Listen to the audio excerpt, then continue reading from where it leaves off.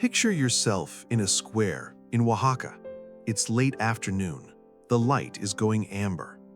Old men play chess near the fountain. Kids chase pigeons across the stone. A vendor sells elotes from a cart on the north corner. Couples walk slow loops around the perimeter with nowhere in particular to be. Nobody is in a hurry. Nobody has to be. This space exists for one reason: to be occupied, to be human in. Every major city on Earth has one. Rome has dozens: Tokyo, Krakow, Marrakesh, Buenos Aires. The town square is the oldest piece of civic infrastructure humans ever built. It predates the nation-state. It predates the church.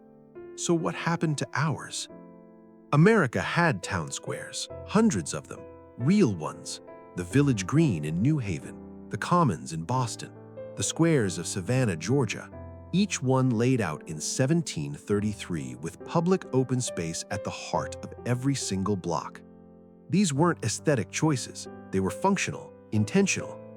The square was where you bumped into your neighbor, where you heard the news before newspapers arrived, where the market came on Thursdays. It was infrastructure, not for commerce, not for cars, but for accidental human contact that makes a neighborhood feel like one. Most people think the town square disappeared. It didn't. It moved. The inflection point is 1956. The FAA Highway Act authorizes 41,000 miles of highway. Suddenly, the grocery store isn't downstairs anymore. It's 3 miles away. The bakery isn't next to the house. It's in a strip mall off a highway on-ramp.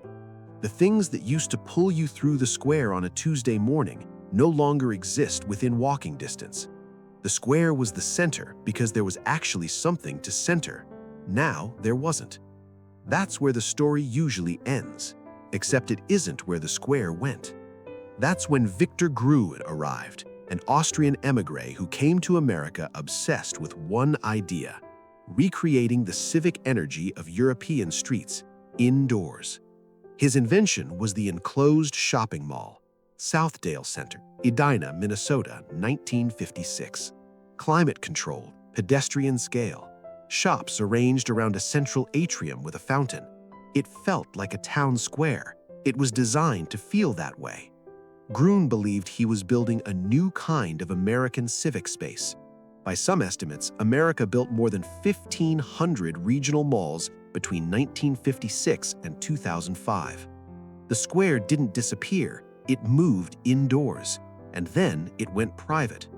When civic space goes private, everything changes. A town square belongs to everyone. You can protest there, sit there for hours and buy nothing, loiter without explanation. A mall can remove you for any reason it chooses. You are a consumer first, a citizen somewhere after that. And when the malls started dying, when e-commerce hollowed out the anchor stores and vacancy rates passed 30% in markets across the country, there was nothing waiting to replace them. The public square was already gone. The private substitute was collapsing, and zoning laws still made it functionally illegal to build anything that might fill that gap. Here's what nobody talks about. Think about the last time you spent 2 hours somewhere without buying something. Not your house, not your job, somewhere public, somewhere you were simply allowed to exist. How long did it take to come up with an answer? Now think about where teenagers actually gather, not where they're supposed to gather, where they actually go. A Target parking lot, a half-empty mall with a Starbucks that runs a quiet, unspoken tab on how long you're allowed to stay. Or increasingly, nowhere at all, so they stay home and go online instead. That sounds like a small thing until you remember what the town square actually did. It gave people a place to belong before they had a reason to buy something. That's not a design feature, that's a condition for community. And it's the thing that quietly went missing. Planners call this the third place crisis. Home is the first place, work is the second. The third is where you exist in public without a transactional reason. Americans have fewer genuine third places than almost any wealthy nation on Earth, and the research on what that costs is not subtle. Social isolation, weaker civic trust. the feeling of living alongside people you never actually meet. Now, America is not Oaxaca. The land here is vast. The car made sense. Sprawl was a rational response to available space and post-war optimism and cheap gasoline, and the genuine desire to give families room to breathe. These decisions were not made by villains, but there is a difference between a choice and an inevitability. Walk through Savannah today.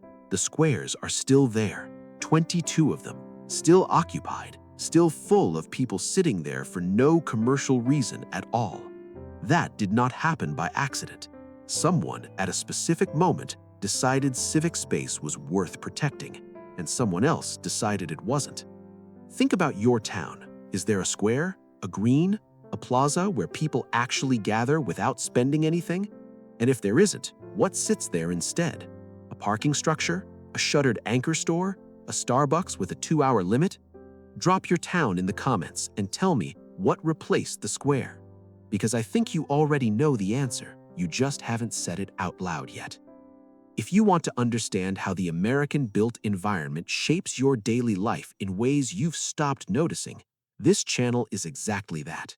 Subscribe and stay close. Next time, we're going somewhere you've walked past 100 times and never actually seen.